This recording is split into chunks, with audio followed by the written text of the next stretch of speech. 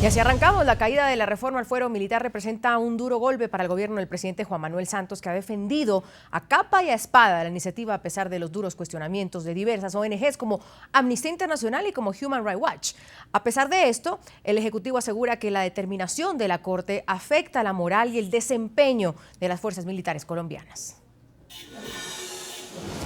La Corte Constitucional de Colombia tumbó la reforma al fuero penal militar, una de las reformas más importantes y polémicas para el gobierno del presidente Juan Manuel Santos. La iniciativa pretendía poner en manos de la justicia penal militar los casos por infracciones al derecho internacional humanitario y dejar al sistema ordinario los delitos de lesa humanidad, pero por vicios de trámite, la Corte decidió anular todos los procesos que había llevado a cabo el proyecto. Uno de los vicios fue la simultaneidad del debate, presentada el 26 de septiembre del 2012, entre la Comisión Primera de la Cámara y la plenaria de la misma. En ambos escenarios se discutieron y aprobaron normas durante 2 horas y 10 minutos. Esto, bajo las normas estipuladas por la Constitución, representa una violación a los procesos que se deben cumplir en el Congreso. Ante esta serie de errores, la Corte Constitucional consideró de inexequible la reforma y tumbó el proyecto del fuero militar que proponía los siguientes puntos. 1. Comisión mixta. La creación de una comisión especial que en caso de dudas sobre muertes o delitos en el terreno de combate enviaría a un grupo especial de la Fiscalía y de la Justicia Militar para verificar los hechos y dar un concepto. La modificación de la figura de los jueces castrenses. 2. Grupo armado. La ley estatutaria que reglamentó la reforma constitucional definió 2 conceptos claves en la guerra: grupo armado y blanco legítimo. En el grupo armado se incluyó por igual a las guerrillas y a las nuevas bandas criminales, donde las fuerzas militares podían actuar con todo su poder armado contra estos grupos. 3. Nuevo tribunal. Un tribunal de garantías con 8 magistrados. 4 civiles que no tuvieran vínculos con las fuerzas militares y 4 militares retirados. Ellos decidirían si los casos contra militares iban a la justicia ordinaria o a la penal militar. Debatimos este polémico tema que se origina en Colombia. Saludo desde Bogotá a Jaime Ruiz Barrero, el expresidente de la Asociación Colombiana de Oficiales en Retiro de las Fuerzas Armadas, ACORE, general retirado del Ejército Colombiano. Y desde el Centro Internacional de Noticias de NTN 24 está junto a mí la representante a la Cámara por el Partido Verde, Ángela María Robledo, copresidenta de la Comisión de Paz y además una de las demandantes ante la Corte Constitucional de la reforma al fuero penal militar. Estamos con los protagonistas. Gracias, señores, por participar en Suma a la Noticia. Bienvenidos. Representante Robledo, quiero empezar por usted. ¿Deja en el limbo esta decisión de la Corte a las fuerzas militares? ¿Les baja la moral, como son las reacciones que se han recogido hoy por hoy en Colombia? Para nada. En la Constitución vigente, en la del 91, siguen contemplados el fuero militar. O sea, aquí no se cae el fuero militar, se cae la ampliación del fuero militar. Artículos 116, 152 y 221 siguen de alguna manera, por supuesto, protegiendo la condición de la justicia penal militar, que debe ser una excepción y una regla, que era el riesgo que se corría al ampliar el fuero penal militar. General Ruiz Barrero, bienvenido, gracias por acompañarnos. ¿Qué opina lo que ha dicho la señora Robledo? Que en realidad para nada dejan en limbo a las fuerzas militares, ni tampoco cae sobre ellas un peso de baja moral. Bienvenido. General. Sí, bueno, muchas gracias. Adelante. Hola, qué buena oportunidad de estar con ustedes para hacer aclaración, porque a veces ciertos sectores que han sido contradictorios y están en la orilla opuesta de las fuerzas militares lanzan un mensaje equivocado, engañoso, distorsionado. Mire, este fuero militar fue perfectamente clarificado, perfectamente definido por las mayorías del Congreso de la República de Colombia. Se opusieron 3 o 4, una minoría, de izquierda algunos, otros de extrema izquierda. Y a nivel internacional aparecieron estas famosas ONGs que tradicionalmente han sido antimilitaristas y han hecho grandes acusaciones constantes y permanentes bajo la suposición de defensa de derechos humanos. Nuestra posición como militares en retiro, porque nosotros ya no tenemos el uniforme y sí podemos hablar, es perfectamente claro.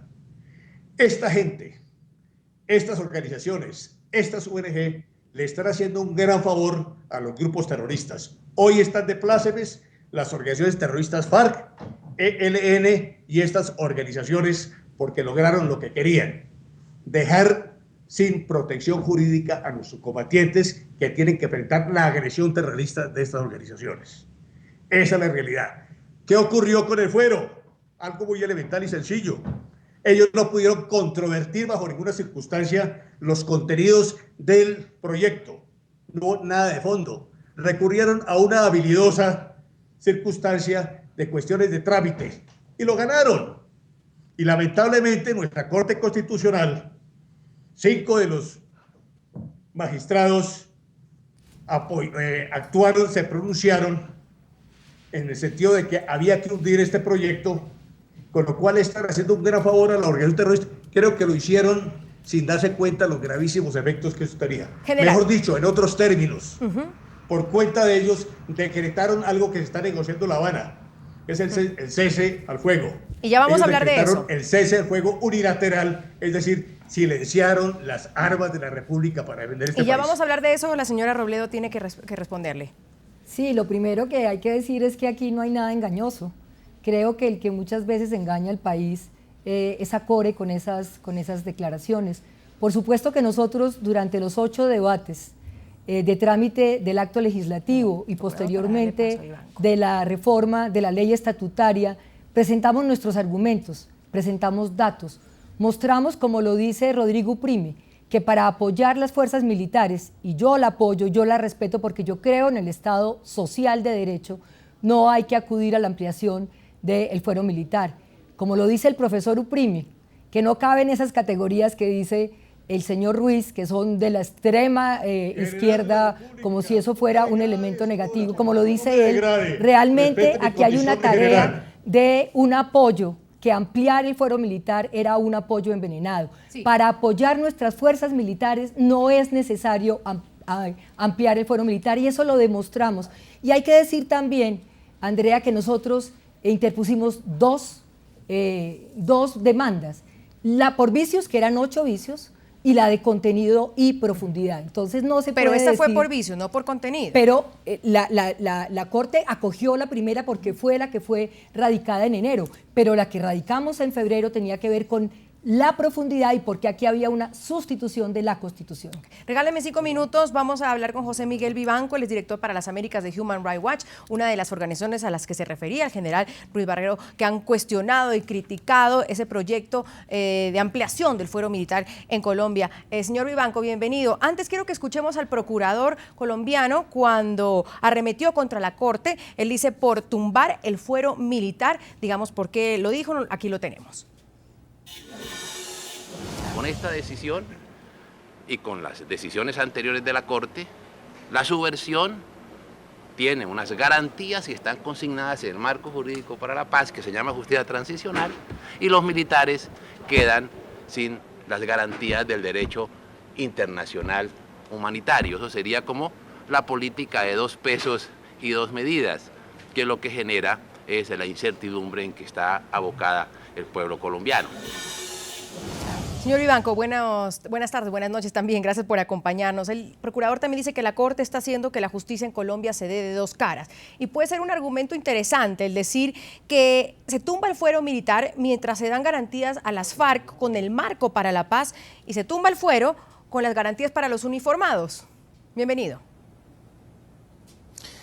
Andrea, muchas gracias por invitarme. Me sorprenden las declaraciones del procurador, porque estuve hace poco con él en Medellín, en una reunión ante la Corte Constitucional precisamente, y me pareció que estaba muy satisfecho con lo que conocemos del fallo de la Corte Constitucional en relación al marco jurídico para la paz, especialmente por esa aclaración que hizo la Corte en el sentido de que los máximos responsables de los peores crímenes no se les podrá a ellos suspender la pena si es que son condenados por crímenes de lesa humanidad o crímenes de guerra.